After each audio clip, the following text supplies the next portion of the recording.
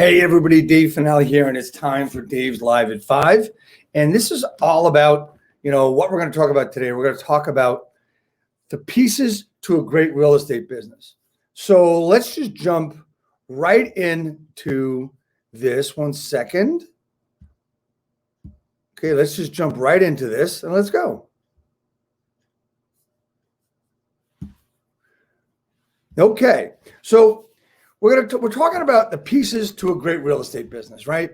So what does all that mean, right? So the pieces to a great real estate business means really simply the first thing we're going to talk about is time, right? The first thing we're talking about is time. What are we talking about here? Whoops, sorry.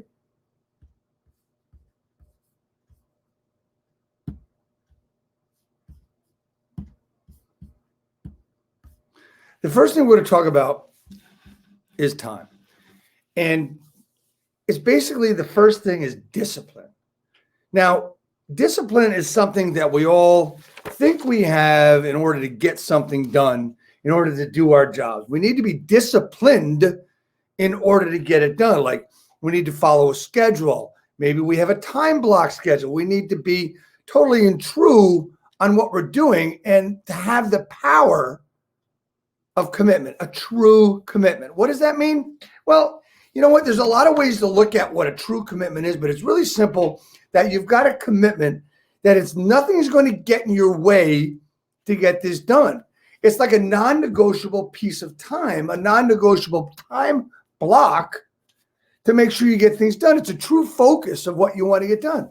And one of the things you really have to understand is, do you really want it? So to decide whether you really want it is to really dig deep down into why you really want it and ask yourself, honestly, in the mirror, why do you want it? Answer the question. Why do you want that? Answer the question. Why is that important to you? Answer the question. And dig down. If you're not going to do this yourself, reach out to me. I'll be glad to help you with this, because this is really the beginning of how we get rolling and have the best piece to a business, your real estate business. We want to be able to build confidence, right?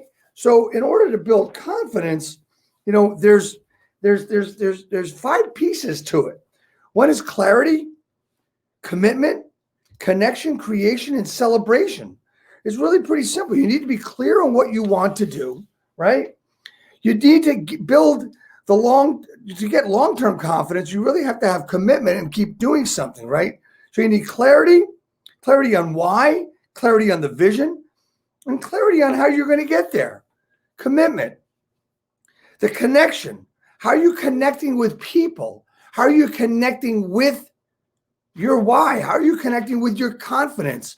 How are you getting there? What action or step are you taking? And lastly, when we talk about confidence, we talk about celebration. So we're going to celebrate failures. We're going to celebrate successes. We're going to celebrate all different kinds of things. And we're going to celebrate, the little things, the big things, all different kinds of things. But when we talk about commitment, we just talk about the 4 C's of confidence, right?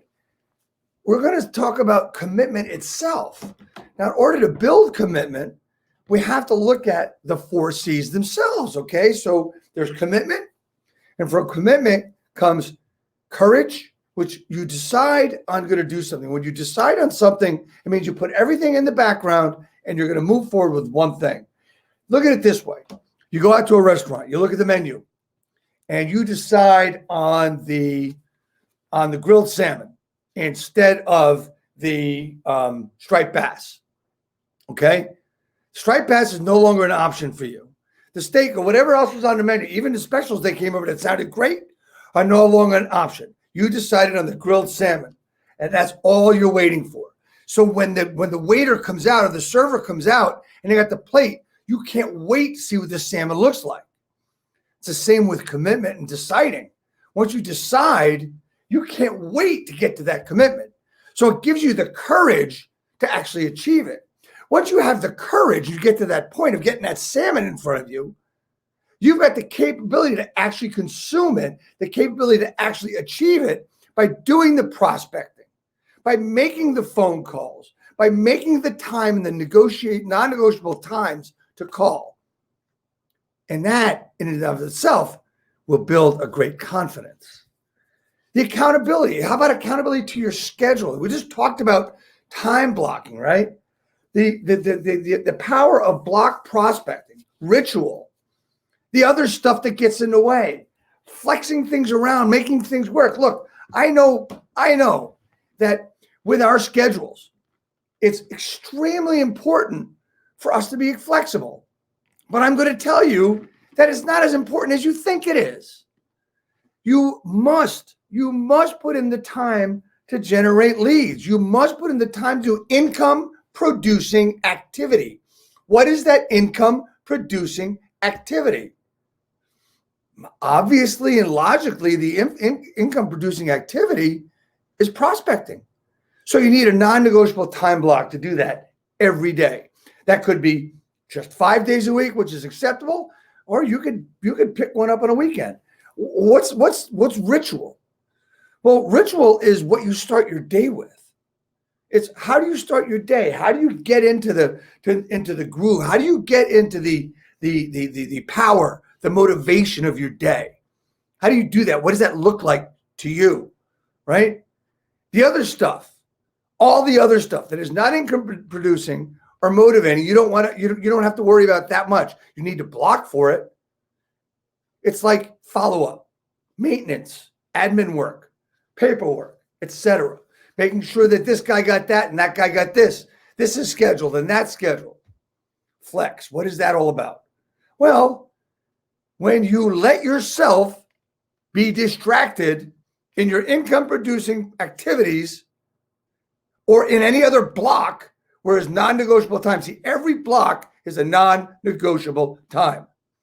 And when you don't do it, you're going to go automatically right over and set it up in your flex block that you set up for the day to do something that you missed doing. You're going to build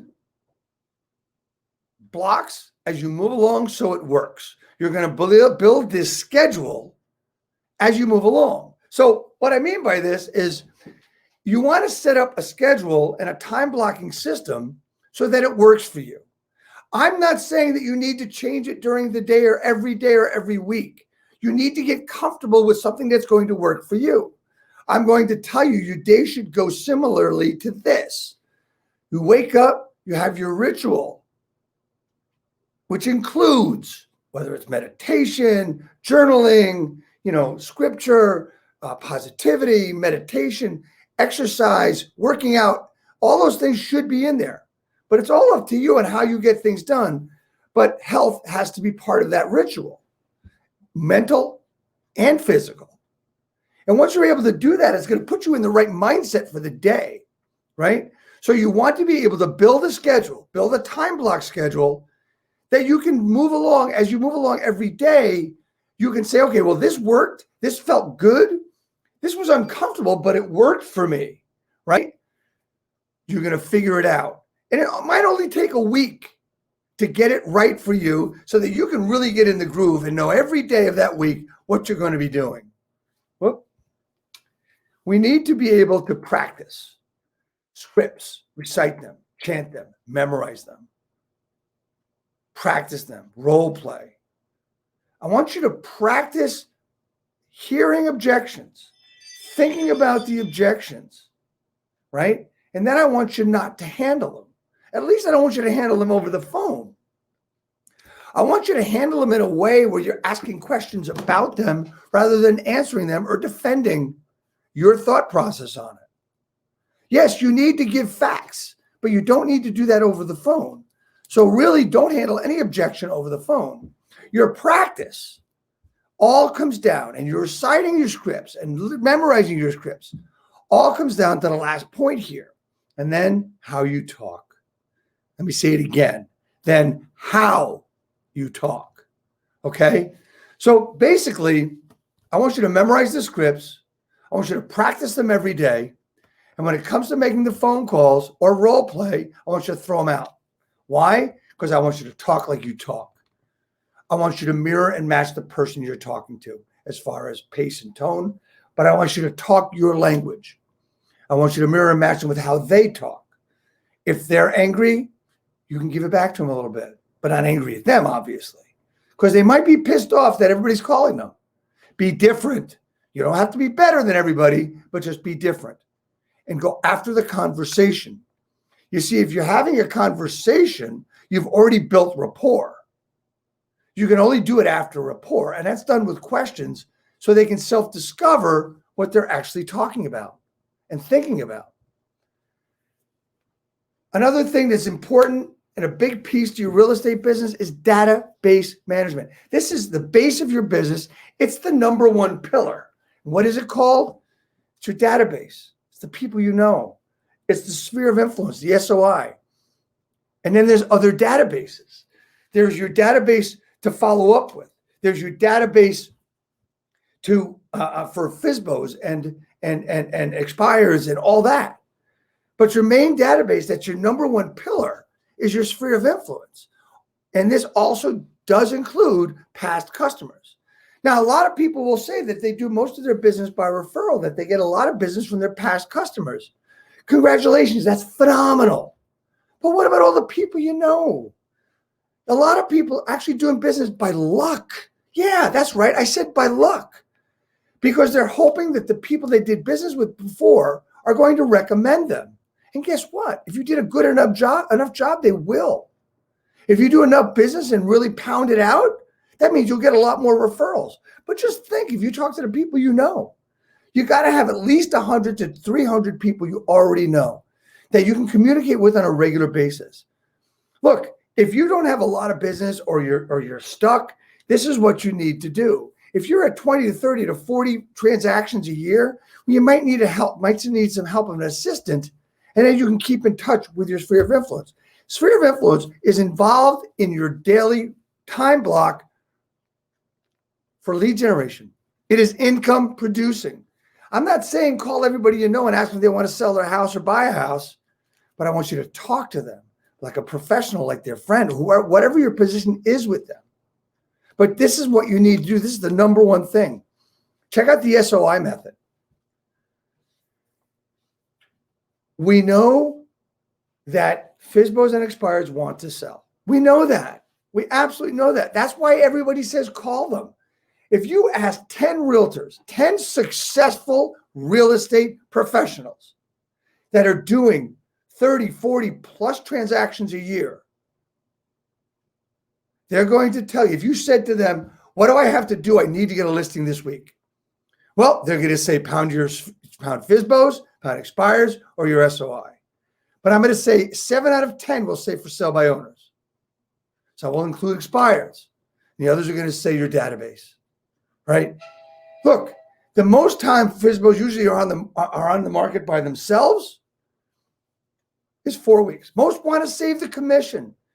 They're not worried about the commission. They're worried about selling their home, and they think they can do it better than anybody else because I know my home better than you do. You're right. But the question is, are they worried about the commission, or are they worried about selling their home for the most money? Talk about the discount offer they would make on a FSBO if they were out there looking for a home to a for sale by owner. Talk about the virtual market. Then there's expires. 40% list with a new agent within 30 days. The other 60% take a little bit of a break before hiring a new agent. Look, we know that they want to sell. This is a pure piece of your real estate business, a pure piece of your income producing activities. STFU. Use the 80-20 rule. You need to listen more than you talk. You're going to uncover tidbits. You're going to ask the questions that make them see you that you actually do care. By not talking, you're going to get to a point where they're going to be controlled and trained to answer your question. You're going to ask questions that are going to bring out certain things that really don't matter, but you're going to ask, tell me more about this. Or you're going to answer the question and approve it, and you're going to build rapport as you go along. Like, for instance, they say, well, yeah, I'm moving to Florida. Oh, where in Florida are you moving? Oh, I'm moving to Tampa. Oh, I love Tampa. I've never been there, but my dream is to go to Tampa during the spring so I can watch the Yankees because that's where their spring training is. Do you know a lot about Tampa? You start talking about something you know about because that's all I know about Tampa, right? If they said Fort Lauderdale, I would talk about the intercoastal. I would talk about the high rises or downtown Florida and not the beach. Some things I know about, I will throw in the little tidbits of information I know for that. And if I don't know anything about it, I might say, oh, what's great about it down there? What do you love about it? I'll ask those questions because that's called rapport building. You need to shut up most of the time to get them to answer stuff.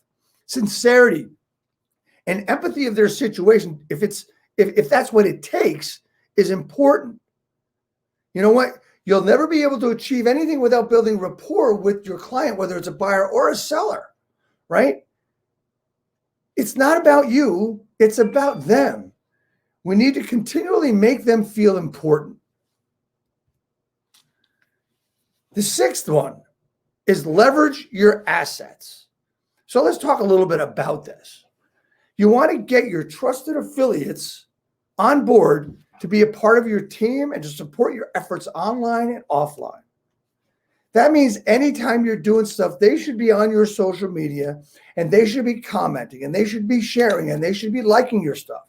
Why? Because if they're as good as you are, and I hope you have 2,000 to 3,000 to 4,000 friends on Facebook alone, they're going to be able to help you share and get the word out better and help promote you. And which in turn, you're going to promote them as well because you're going to share their stuff and you're going to comment on their stuff and you're going to ask them to tag you and you tag them. You should all be edifying each other as well anytime you get a chance. You also want to edify the other agents that are in the situation. If you've got a buyer's agent coming at you and you need to negotiate this to get the deal sold, you want to edify them to your seller. Not only that, you want to edify the agent to themselves. You want to tell them how great a job they're doing.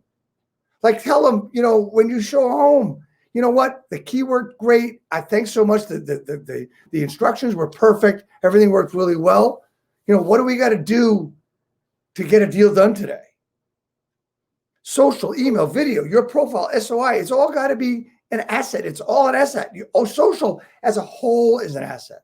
When you throw the email in with it, it's just going to accent it. Because email, as you know from other things I've done, other presentations and trainings, I believe email is the glue to your marketing program, to your marketing process, to your marketing system. Video, you got to do it. Your profile needs to be consistent across all channels, which means your picture should be consistent across all channels. Now, does it have to be the same one? There's a debate going back and forth on that, but it should be really close to the same one. Your personal page on Facebook, maybe you can be with something different, but everywhere else should be the same. Your business page, your Instagram, your LinkedIn, etc. Your sphere of influence, it's your asset. You've got service people in there that you can leverage. How can you promote them? When you have a phone call with them and a conversation with them, how can I help you grow your business? That should be a conversation you're saying. It's another way. Maybe you have coffee with them. Say, look, I want to send people to your business. I want to help you with your business. Would you be able to give me 1 or 2 people a year? I'll give you 5 people. You give me 1 or 2. I'll give you 10 people. You give me 1 or 2. Or I'll just keep adding people for you. I'll keep promoting you. You need to also leverage the listing agent or the selling agent. As I said, you want to edify them. You want to make sure that they know that you think they're a good agent, right? Look, everybody likes compliments. Doesn't always have to be true. But that's one thing you would do. And the 7th way, apply leverage. We talked about leveraging your assets. Let's talk about applying that leverage. You do the work to leverage your performance. What does that mean? Well, you're going to do whatever it takes to get that listing sold. You're going to do whatever it takes to get your buyer that house. Look, in times when inventory is low, it's going to take a lot of hard work and a lot of houses shown to get that buyer that contract, to get that buyer that ultimate of closing and going into their new house. It doesn't mean this leverage. It doesn't mean you tell everybody how great you are. It doesn't mean that you just sold a house, that you tell everybody. It doesn't mean that. You cannot do that. Yes, you can leverage your success. Tell a story about it. Every now and then brag to the high heavens about what you're doing. But I see it in so many agents. And a lot of these agents I know very, very well. But they won't listen because that's all they're posting is how they got a new listing, how they sold the house in 3 days. Yes, it's important, but let's tell a story about it, right? If you don't have an asset or a performance, get them. Go out and do things like help people. And you can talk about not how you're helping people, but what you do on a daily basis. Your lifestyle puts you in that position to leverage your life because it's what you do and how you do it. Let's face it. This business is not about what you do. It's about how you do it. It's just like talking and scripts and dialogues, as we talked earlier. It's not what you say. It's how you say what you say, right? So your brand is you. Remember this. You are the product. Your business and its success isn't about you, but how others experience you. This is where the leverage comes in. When they get to experience you, you've got to have the passion in your voice and in your mannerisms and your action. Look, if you're not that outgoing, extroverting type of person, okay, but you can show it in other ways on how you do things. Smile. Be a human being. So the most important piece of this whole thing, of the pieces of your real estate business, it's you. It's all you. Absolutely you. And this is the biggest piece of your real estate business. Be you, act like you, show you. I hope these things had some great things to help you with, and you saw the things you can help your real estate business, because these are the basics. I believe these are the basic pieces you need to inject into your real estate business. If you'd like to talk about how to build each and every piece or one piece, just go to talktodave.work. Let's have a quick conversation. That's all we'll do is we'll have a conversation about how you can improve maybe one thing that you're doing. We'll talk about one skill. Maybe it's how to edify the selling agent. Maybe it's maybe it's how to build your sphere of influence. Maybe you just need a little push that direction. Talktodave.work. Remember, environment always wins. The environment you're in is where you're stuck now, is where you put yourself in. If that is an income producing environment, awesome. If it's not, talktodave.work. I can help you break away from your stuckness and your environment.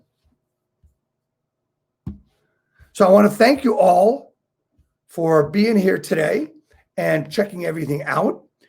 I'd love for you to go and check out talktodave.work. And I'll be seeing you real soon with another presentation of great information to help you in your real estate business. Thanks so much.